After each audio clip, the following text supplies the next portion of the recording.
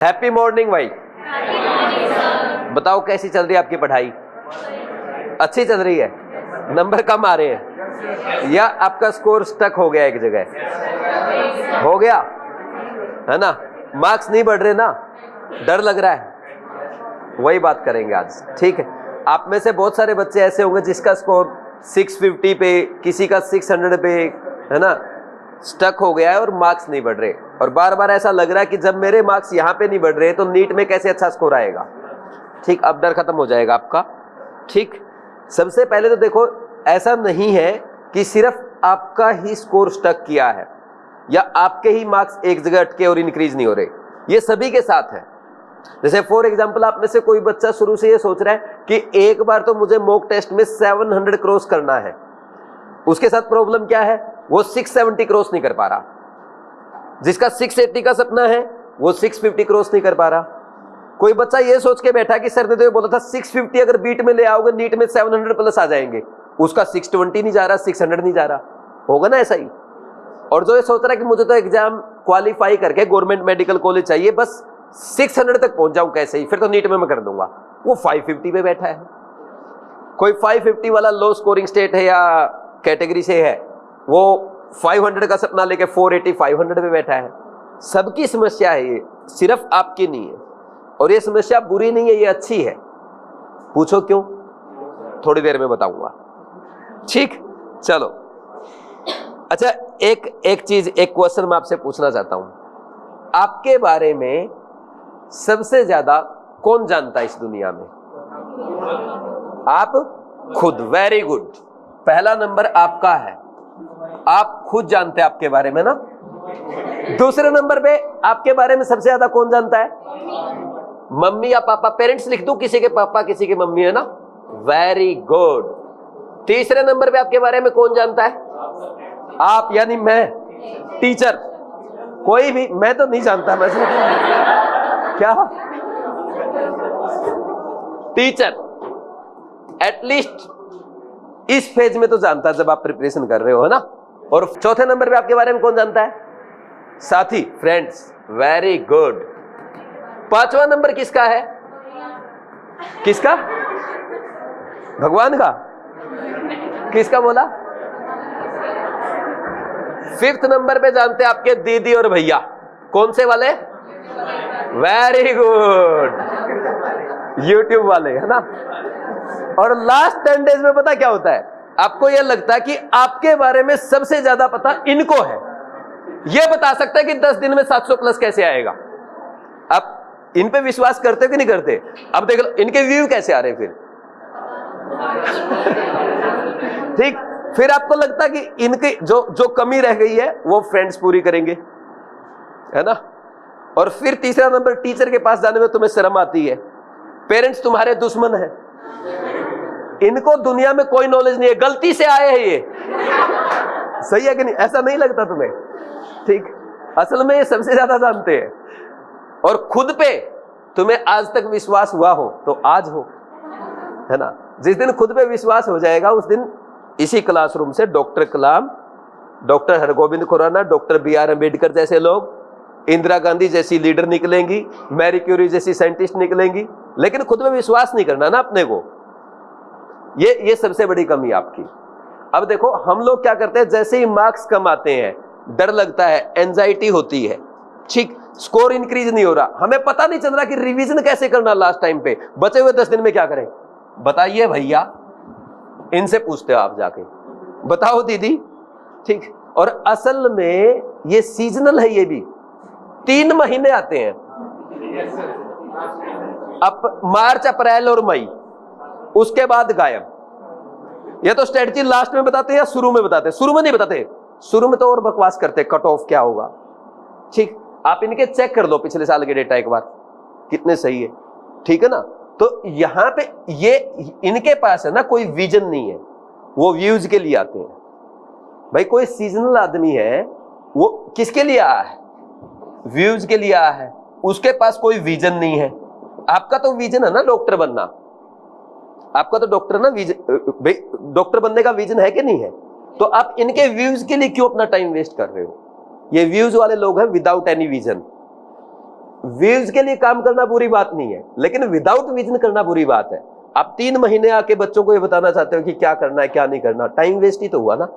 मैं उनको नकार नहीं रहा हूं, हो सकता है उनको मेरे से ज्यादा नॉलेज हो, बट फिर भी अभी आपके 10 दिन में आपका कुछ ये चेंज करने वाले नहीं।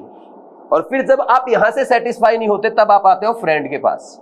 आपको ऐसा लगता है, देखो एक बात सच है, हो सकता है आपके फ्रेंड को दुनिया में सबसे ज्यादा नॉलेज हो, वो सारी चीजें अच्छे से जानता है, दुनिया में क्या चल रहा है, पॉलिटिकल नॉलेज, आईपीएल मैच की नॉलेज, इधर की नॉलेज, उधर की नॉलेज, उसको सारी नॉलेज है।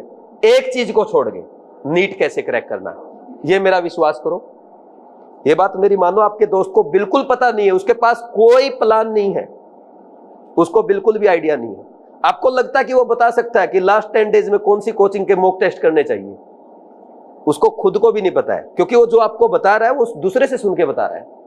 इस चीज का विश्वास करना आप, तो इन पे भी भरोसा करने की कोई जरूरत नहीं। इस टाइम पे सच में जो आपकी मदद कर सकता है वो आपका टीचर है, वो आपका मेंटर है, सब्जेक्ट चाहे कोई भी हो।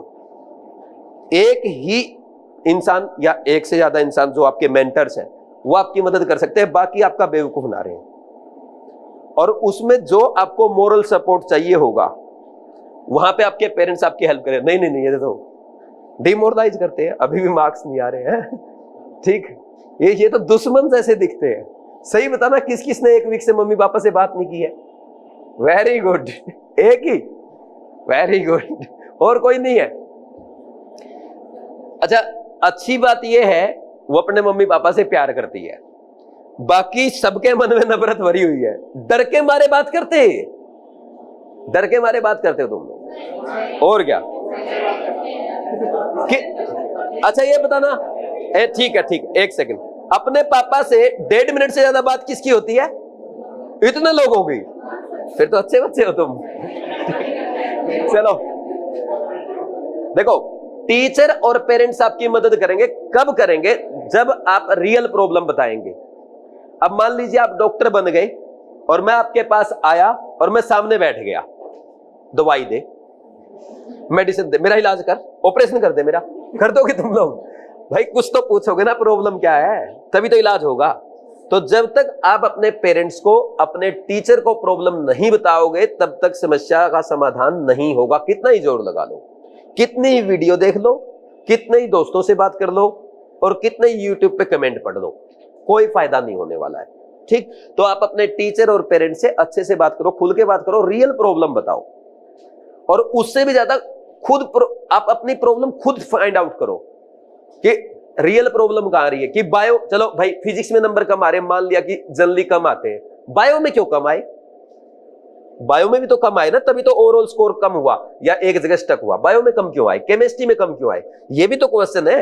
हर टाइम आप उस फिजिक्स को लाके रख देते हो कि फिजिक्स में कम आ रहा है, आप एनालिसिस अच्छे से नहीं करते हो। आप खुद से सवाल पूछो कि मेरे फिजिक्स में कम हुआ, मैं मानता हूं, लेकिन बायोकेमिस्ट्री में मेरा कम नहीं होना चाहिए था, मैंने इतनी अच्छी जगह पढ़ा है, इतने अच्छे से प्रिपरेशन किया, भी मेरा कम क्यों है?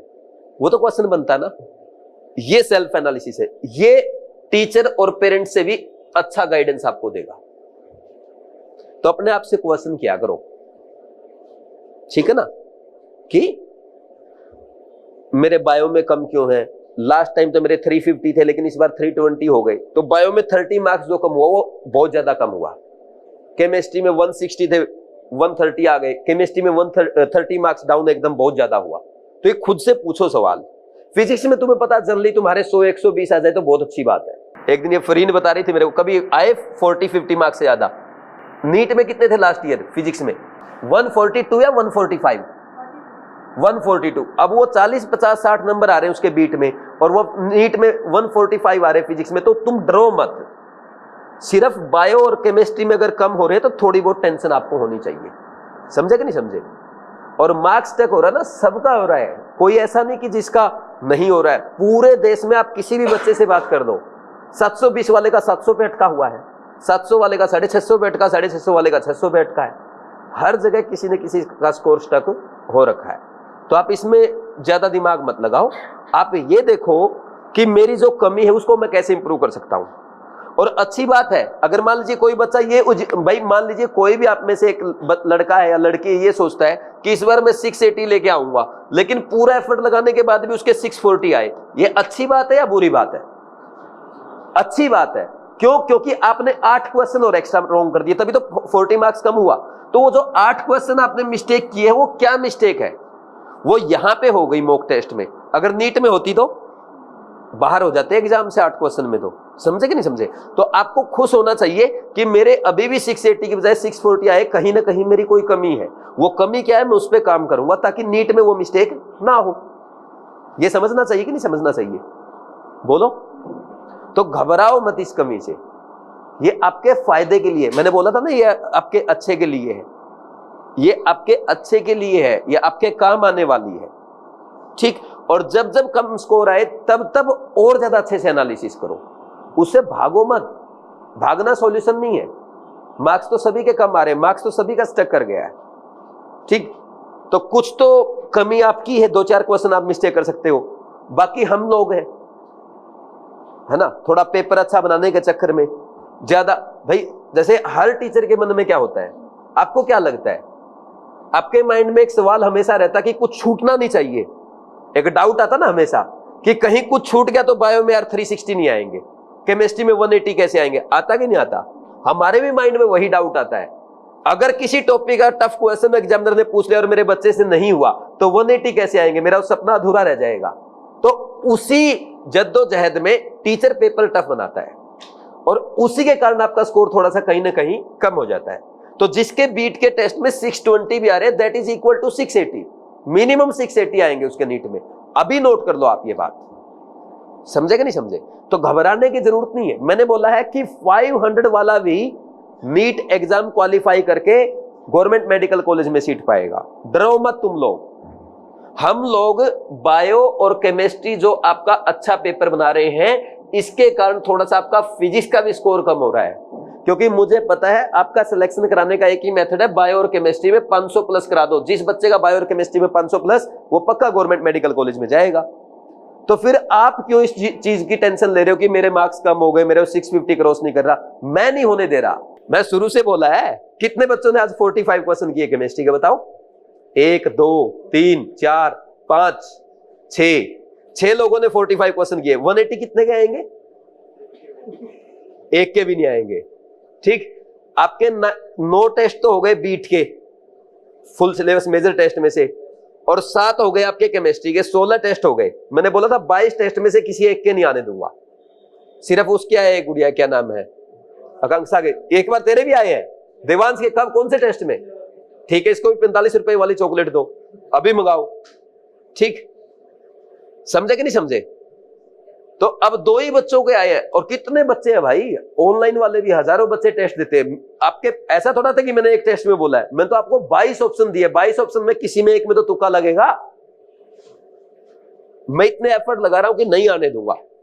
जो आपके मार्क्स तक हुए ना, उसका मेजर रीजन तो यही है। एक तो पेपर थोड़े से अच्छे लेवल के पिछली बार से इस बार, और दूसरा भाई स्ट्रेस लास्ट टाइम पे होती है, उसके कारण मार्क्स कम होता है बच्चे का।